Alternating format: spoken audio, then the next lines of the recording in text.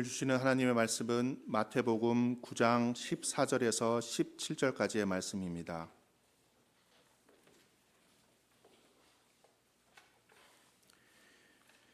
그때 요한의 제자들이 예수께 나와 이르되 우리와 바리새인들은 금식하는데 어찌하여 당신의 제자들은 금식하지 아니하나이까? 예수께서 그들에게 이르시되 혼인집 손님들이 신랑과 함께 있을 동안에 슬퍼할 수 있느냐? 그러나 신랑을 빼앗길 날이 이르리니 그때에는 금식할 것이니라. 생배 조각을 낡은 옷에 붙이는 자가 없나니 이는 기운 것이 그 옷을 당기어 헤어짐이 더하게 되며 새 포도주를 낡은 가죽 부대에 넣지 아니하나니 그렇게 하면 부대가 터져 포도주도 쏟아지고 부대도 버리게 됨이라. 새 포도주는 새 부대에 넣어야 둘이 다 보존되느니라. 아멘. 오늘 새해 첫 주일이니까요. 새해 복 많이 받으시기 바랍니다. 네. 제가 복이라고 하면 우리가 기대하는 복은 무엇입니까? 성령 충만. 감사합니다. 여러 가지 복들을 생각할 수 있는데요. 성경에서 복은 하나님과의 바른 관계입니다. 그러니까 복을 의미하는 히브리어가 바라크인데요. 그 기본적인 뜻이 무릎을 꿇다입니다. 그래서 우리가 복이라고 하면 흔히 생각하는 복의 내용, 그러니까 하나님께서 주시는 무엇이 아니라 우리의 자세이고 또 우리의 태도다라는 겁니다. 다만 하나님 앞에 무릎을 꿇고 엎드리는 일이고 그래서 하나님과 함께하는 것입니다. 우리가 요셉의 일을 잘 알고 있는데요. 요셉이 형들에 의해서 보디발의 종으로 팔려갔습니다. 누구보다 성실하게 또 누구보다 정직하게 일하였지만 보디발의 아내의 유혹을 뿌리치면서 누명을 쓰게 되고 왕의 죄수를 가두는 감옥에 갇혔습니다. 근데 창세기 기자는 한결같이 이 요셉이 형통하였다라고 이야기합니다. 근데 그 까닭이 무엇인가? 하나님이 함께해서입니다. 하나님이 함께해서 요셉이 형통하였더라 이렇게 이야기하고 있죠. 구약에서 물론 복은 종종 눈에 보이는 무엇으로 나타나기도 합니다. 농사가 잘 되기도 하고 가축이 번영하고 또 자식들이 많아지기도 합니다. 그런데 그 모든 핵심에는요 언제나 하나님과의 언약 관계가 있습니다.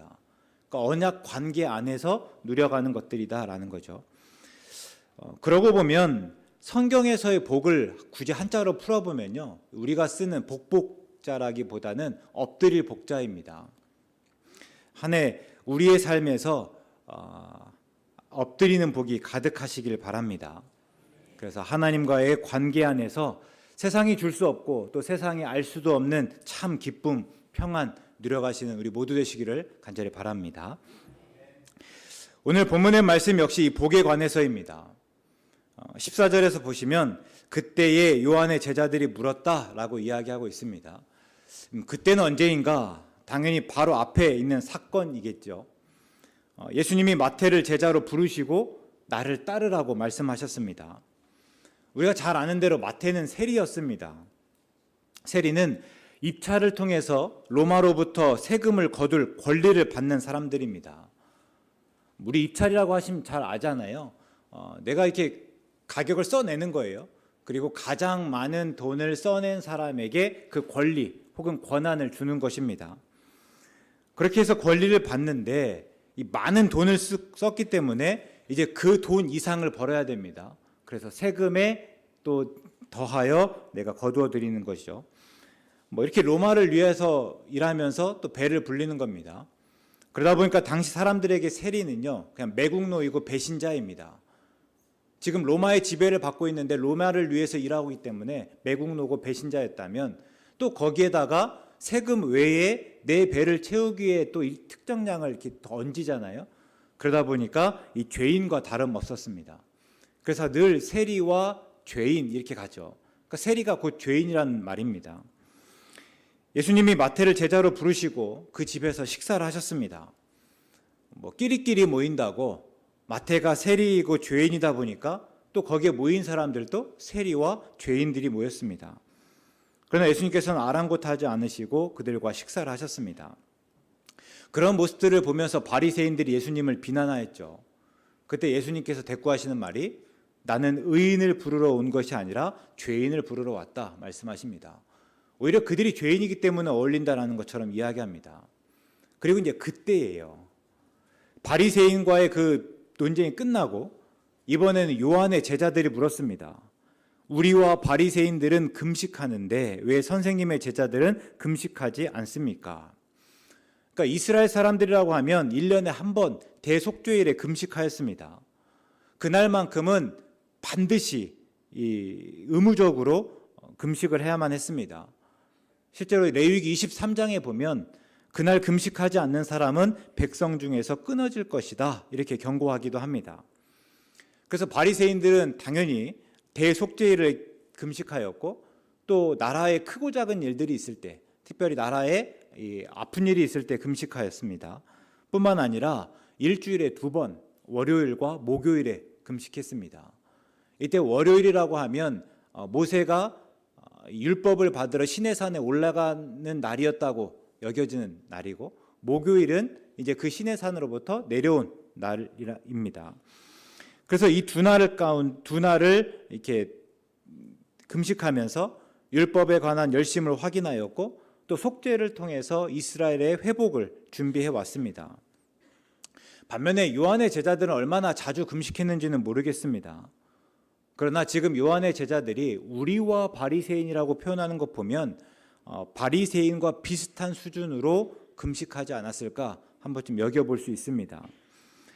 근데 우리가 요한의 제자들이라고 할 때 당황스럽습니다. 우리가 아는 요한이 누구입니까? 예수님 앞에 와서 예수님이 오실 길을 준비한 사람이에요.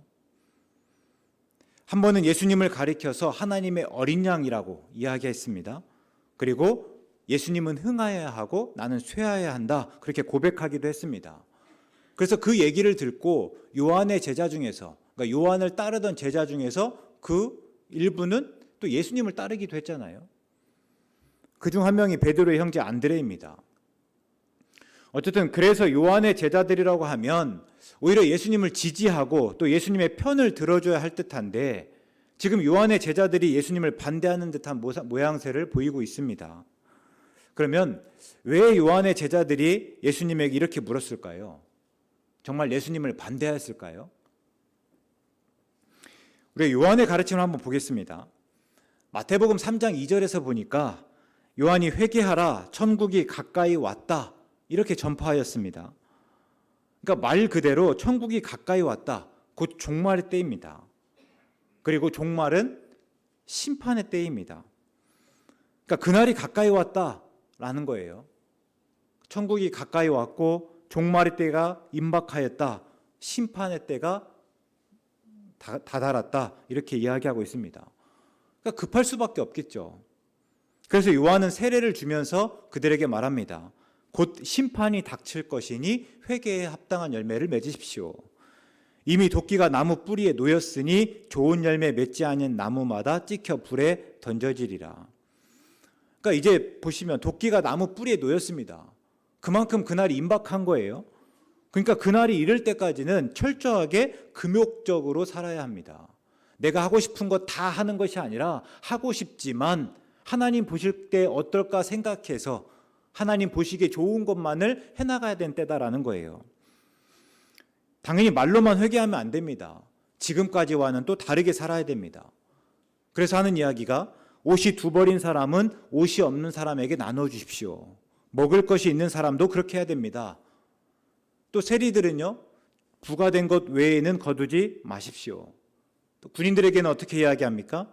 강탈하지 말고 거짓으로 고발하지 말고 받는 급료를 족한 줄로 아십시오. 이렇게 이야기합니다. 그러니까 다 내용들을 보면요, 이제 마지막 때가 가까이 왔으니 절제하십시오. 자비를 베푸십시오. 계명을 철저히 지키십시오. 이런 이야기를 하고 있습니다. 이것이 앞에서 말했던 회개에 합당한 열매입니다. 그러니까 말로만 끝나는 것이 아니라 회개의 진정성을 보여주는 모습을 갖추라라는 거예요. 이게 요한의 가르침이라고 할 때, 그럼 요한의 제자들에게 금식은요, 이 종말의 심판을 기다리는 어떤 삶의 태도였습니다. 종말의 때가 가까이 왔다고 하니까 그때를 맞이하는 마땅한 모습이었다라는 거예요. 그런데 지금 예수님의 제자들은 금식을 하지 않습니다. 우리는 그때를 기다리면서 우리는 금식하고 있는데 예수님의 제자들은 그렇지 않다라는 거예요. 근데 분명 예수님도 사역을 시작하시면서는요, 요한과 똑같이 선포하셨습니다. 이게 마태복음 4장 17절의 말씀이에요.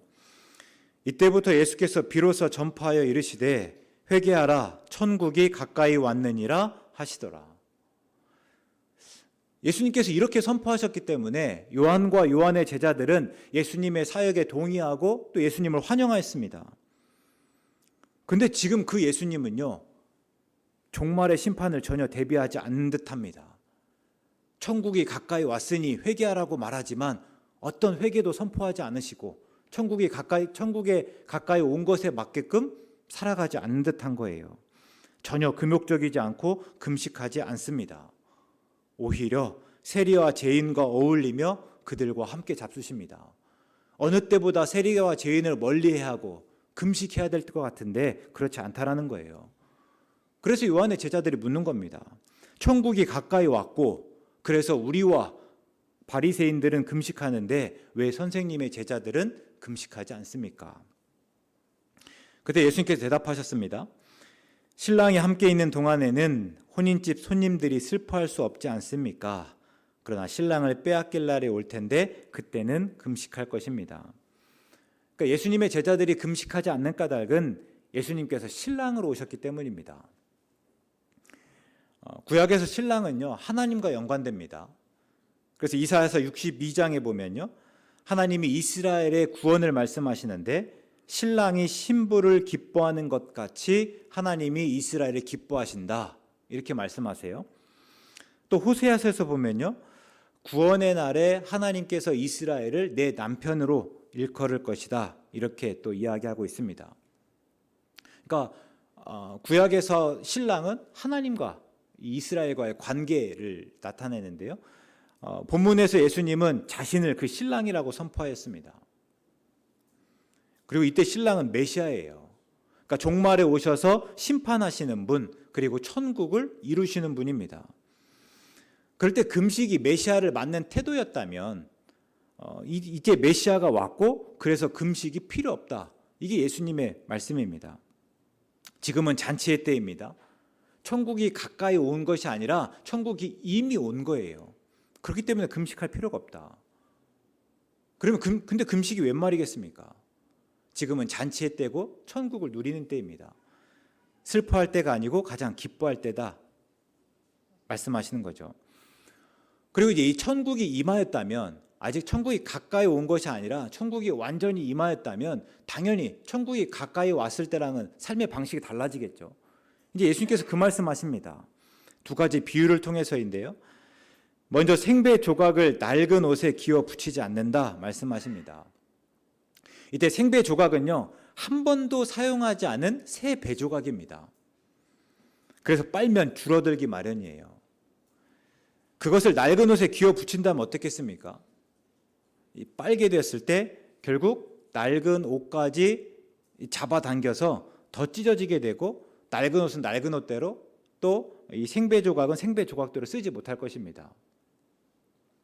다음으로요, 새 포도주를 새 부대에 넣는다 합니다. 그러니까 새 포도주를 담는 이 부대는요, 보통 가죽으로 만들어요. 그래서 가죽의 특성상 처음에는 부드럽고 유연합니다.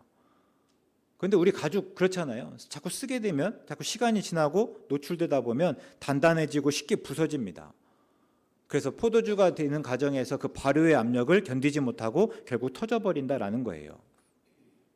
여기서 낡은 옷이나 낡은 부대는 지금까지의 삶의 태도입니다. 천국이 가까이 왔다고 여겨지면서 가졌던 모습들, 금욕적으로 살고 금식하고 자비를 베풀고 또 계명을 철저히 지키는 일 등입니다. 그런데 이제 천국이 왔잖아요. 그렇게 살아서는 천국을 경험할 수 없다 하는 거예요. 우리가 무엇을 하고 혹은 무엇을 하지 말아야 되는지를 따져서는요, 절대 기쁨을 느낄 수 없습니다. 우리가 부자 청년의 예를 통해서 잘 알지 않습니까? 어려서부터 모든 계명을 철저히 지켰다 합니다. 그런다고 해야 늘 불안해요. 혹 미처 지키지 못한 계명이 있었던 것은 아닌지 따지게 되고, 어떻게 해야 영생을 얻을 수 있는지 끊임없이 물을 수밖에 없습니다. 그래서 그렇게 살아갈 때는요, 천국을 바라면 바랄수록 오히려 천국과 멀어지기 마련입니다. 그럼 천국은 우리가 어떻게 경험하는가? 다만 예수님 안에서만, 예수님을 통해서만 경험할 수 있다 말합니다. 예수님과 함께 앉아서 먹고 마셔야만 합니다. 우리가 본문 앞에서 예수님께서 마태의 집에서 세리와 죄인들과 함께 잡수지 않았습니까? 그때 사람들이 그런 예수님을 가리켜서 말합니다. 먹기를 탐하고 포도주를 즐기는 사람이요, 또 세리와 죄인의 친구다 말하였죠. 근데 예수님께서 신랑이라고 할 때요, 그때가 곧 혼인 잔치였습니다. 다른 뭔가를 해서가 아니라 그냥 그 자리에서 예수님과 함께 먹고 마시면 되었다라는 거예요. 물론 신랑을 빼앗길 날이 있습니다. 그날은 예수님께서 고난당하시고 십자가에 달려 죽으시는 때입니다. 그날에는 금식해야죠. 그런데 또 그날이 길지 않습니다. 예수님이 곧 죽음을 이기시고 부활하시기 때문입니다. 그리고 그 이후에는요, 예수님이 또 우리와 항상 함께 하신다 말씀하고 있습니다. 이게 마태복음 28장 20절에서 마태가 분명히 이야기한 내용이에요. 볼지어다 내가 세상 끝날까지 너희와 항상 함께 있으리라. 여러분, 우리가 회개하라 천국이 가까이 왔다 하는 이 말씀을 어떻게 듣습니까? 그래서 종말의 심판이 임박한 줄 알고 금욕적인 생활을 하고 계명을 철저히 지키고 또 금식하고 슬퍼하고 있습니까? 그래서 오늘 말씀을 통해서 우리에게 분명히 일러주시는 것은요, 예수님의 오심으로 천국이 이미 왔다라는 거예요. 천국이 이미 시작되었습니다. 물론 예수님이 말씀하신 이 천국, 이거는 예수님이 다시 오실 때 온전히 이루어질 겁니다. 그러나 이미 왔고 우리와 항상 함께 하고 있으신 예수님 안에서 경험되어진다라는 것을 말씀하신 거예요. 이게 예수님께서 우리에게 기뻐하라고 명령하시는 이유입니다. 또 사도들이 항상 기뻐하라고 강조하는 까닭이기도 합니다. 우리 예수님을 믿는다는 것은요, 기뻐하는 일입니다. 요한의 제자가 아니라 예수님의 제자라고 한다면 그 예수님 안에서 기쁨을 누리는 것이고 또 그것이 마땅하다 하는 것이 오늘 말씀이에요. 그런데 우리가 기뻐하라고 할 때 한결같은 반응은요, 기뻐할 만한 일이 없는데요, 기뻐할 만한 상황이 아닌데 도대체 어떻게 기뻐할 수 있습니까? 하는 거예요. 뭐 그럴 수 있습니다. 뭐 기뻐할 만한 일이 없으니까, 기뻐할 만한 상황이 아니니까 기뻐하지 못할 수 있어요. 근데 성경은 어디에서 봐도요, 그럴 만해서, 그러니까 그럴 만한 일이 있고 그럴 만한 상황이니 기뻐하라 이렇게 말하지 않습니다. 뭐 그래서 기뻐하는 것이라고 한다면 굳이 기뻐하라고 말할 이유가 없잖아요. 기뻐하라고 말하지 않아도 알아서 다 기뻐할 거니까요. 그럼 성경에서 어떻게 말하는가? 그럴 만한 일이 아니라, 그럴 만한 상황이 아니라 다만 예수님 때문에 기뻐하라. 애써 예수님을 기억하고 예수님을 바라보며 기뻐하라 이렇게 이야기합니다. 우리가 앞에서 교동문으로 시편 37편의 말씀을 읽었는데요, 시편 37편 4절에서 여호와를 기뻐하라 이렇게 이야기하고 있습니다. 근데 이 고백이요, 그냥 나오는 것이 아니에요. 그냥 여호와를 기뻐하십시오 하는 이야기가 아니라 1절부터 보시면 악을 행하는 자들 때문에 불평하지 말며 불의를 행하는 자들을 시기하지 말지어다 이야기하고 있습니다. 그러니까 악인 때문에 불평하고 그들 때문에 시기하니까 뭐 당연히 기쁨이 없겠죠. 우리 종종 뉴스를 보면 그렇잖아요. 뭐 좋은 소식도 나오기도 하지만 대부분은 뭐예요? 다 그냥 불편한 이야기들, 그냥 좀 짜증날 법한 이야기들이잖아요. 그러니까 뉴스를 보면서 막 기뻐하는 사람은 없을 겁니다. 대부분 속상하기도 하고 뭐 허무하기도 하고 뭐 여러 가지 감정들을 경험합니다. 근데 마찬가지예요. 지금 악인 때문에 불편합니다. 악인 때문에 기쁨이 없습니다. 근데 시인이 그때 말하는 거예요. 여호와를 기뻐하라. 그러니까 무슨 말씀입니까? 악인을 보는 대신에 하나님을 바라보고 기뻐하라 하는 겁니다. 지금까지 자꾸만 악인들을 보다 보니까 내 안에 기쁨이 없는데, 악인 보지 말고 이제는 하나님을 보면서 하나님과의 그 관계 안에서 기뻐하라 하는 이야기예요. 근데 이런 명령이 절대 수동적이지 않습니다. 기뻐할 만한 상황을 기다리는 것이 아니라 하나님과의 관계 안에서 기뻐하기로 네가 결정하고 선택해 나가라 하는 말씀이죠. 근데 올해 우리 주제 말씀인 빌립보서 4장 4절에서요. 바울이 항상 기뻐하라고 말할 때 역시 마찬가지입니다. 바울이 항상 기뻐하라고 할 때 그 상황이 기뻐할 만했습니까? 절대 그렇지 않아요. 그때 바울이 감옥에 있었습니다. 그러니까 오늘 우리가 TV에서 볼 만한 그런 감옥이 아니에요. 덥고 춥고 더럽고 배고프고 인간적인 대접을 전혀 기대할 수 없는 곳입니다. 그러니까 도저히 기뻐할 수 없는 곳이에요. 그런데 어떻게 기뻐하라고 하는가? 하버드 의과대학 교수인 로버트 월딩거시가요 책을 썼습니다.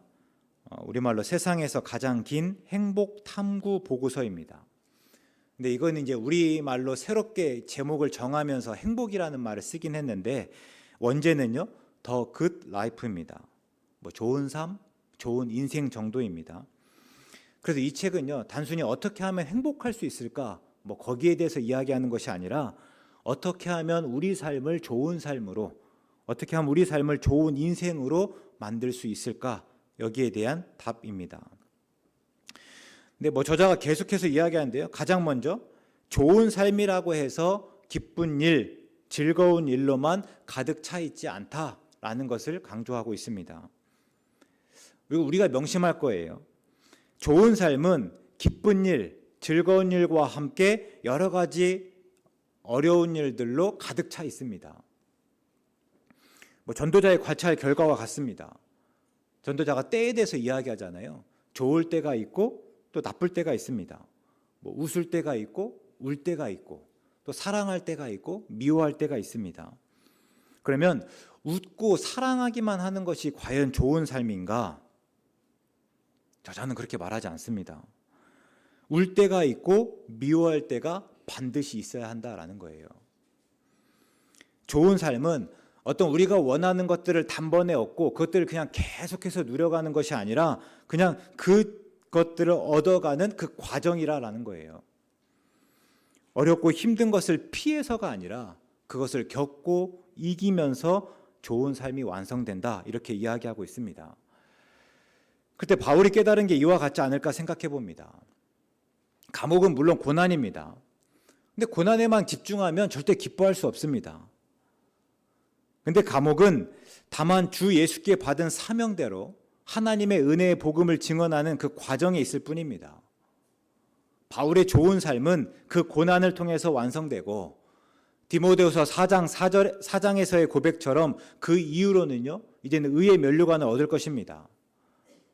그러니까 바울은 감옥에서 고난을 묵상하며 낙심하고 좌절하는 것이 아니라 그 순간에도 주를 바라보고 주 예수께 받은 사명이 이루어지고 또 의의 면류관이 예비되었다는 것에 집중하면서 기뻐하는 것입니다. 이게 바울이 기뻐하라고 말하는 까닭이에요. 그리고 이후에 바울이 말합니다. 주 안에서 배부름과 배고픔과 풍부와 궁핍에 처할 줄 아는 일체의 비결을 배웠습니다. 그래서 나는 기뻐할 수 있습니다. 그러니까 바울이 기뻐할 수 있는 까닭이 상황이 아니다라는 거예요. 단순히 배고픈 것뿐만 아니라 배부름 상황 때문도 아닙니다. 그 상황이 아니라 그 속에서 주를 바라보고 기뻐하는 것입니다. 그래서 오늘 우리의 처지와 형편은 과정이지 결코 결과가 아닙니다. 그것이 바울이 배운 일체의 비결이에요. 근데 오늘 우리가 그와 같길 바랍니다. 새해 복 많이 받으시기 바랍니다. 경제적으로 넉넉하시고요, 또 건강하시고 또 하느님마다 잘 되고 늘 평안하시길 바랍니다. 그러나 무엇보다도 예수님 안에서 또 예수님 때문에 기뻐하실 수 있기를 바랍니다. 오늘 말씀에서 요한의 제자들 되지 마시기 바랍니다. 내일을 준비한다는 이유로 아무 낙 없이 오늘 살지 마시고 삶의 문제와 처지와 형편에 매몰되지 마시고 오늘 주신 은혜를 끊임없이 발견하고 또 그 은혜 속에서 기뻐할 이유를 부지런히 찾아내시기 바랍니다. 그리고 주 안에서 항상 기뻐하는 우리 되시기를 주 안에서 항상 기뻐하기로 선택하고 결정하는 우리 모두 되시기를 주의 이름으로 축원합니다. 사랑의 하나님, 한 해를 시작하며 우리가 하나님 앞에 엎드리는 복을 구하기로 다짐합니다. 우리의 다짐을 굳게 하시고 그래서 하나님과의 바른 관계 안에서 하나님과 동행하게 하시옵소서. 우리와 함께 하시는 예수님을 바라보고 기뻐하기로 선택할 때 우리가 그 일체의 비결을 배우게 하시고 그래서 기쁨으로 하나님 드러내는 우리 되게 하여 주시옵소서. 예수님의 이름으로 기도드립니다. 아멘.